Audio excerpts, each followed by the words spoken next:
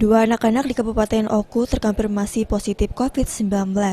Dua anak tersebut berasal dari klaster pasien sebelumnya yang merupakan karyawan BUMD. Juru bicara Satgas COVID-19 Oku, Rozali mengungkapkan, penambahan jumlah kasus terkonfirmasi positif COVID-19 berdasarkan hasil swab dari BBLK Sumatera Selatan, di mana ada 41 sampel swab yang sudah diperiksa BBLK Sumsel dan hasilnya ada 2 orang yang terkonfirmasi positif, sedangkan sisanya negatif. 2 orang yang terkonfirmasi positif tersebut yakni inisial S berumur 7 tahun dan inisial V berumur 6 tahun. Keduanya masih anak-anak. Menurut Rozali, penambahan ini bukanlah klaster baru, akan tetapi hasil tracking dengan kontak pasien lama, yang saat ini kedua pasien tersebut sudah dilakukan penjemputan di rumah masing-masing dan sudah dibawa ke Rumah Sakit Antonio untuk menjalani isolasi serta perawatan.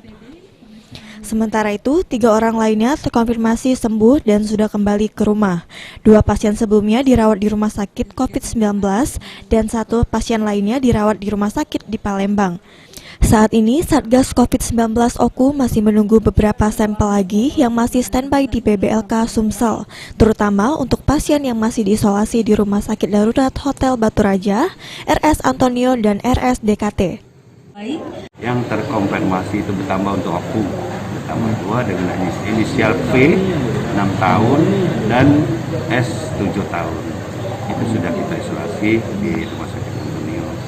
Terus kabar gembira juga buat masyarakat Oku, ada kesembuhan yang kita terkonfirmasi beberapa hari yang lalu di Hotel Batu Raja. Kemarin sudah dipulangkan di rumahnya masing-masing.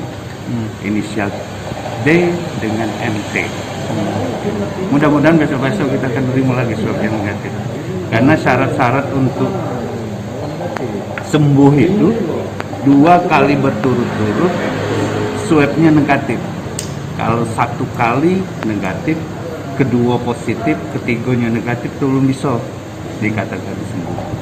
Harus dia diswab lagi, ditambah lagi waktunya 7 hari diswab lagi.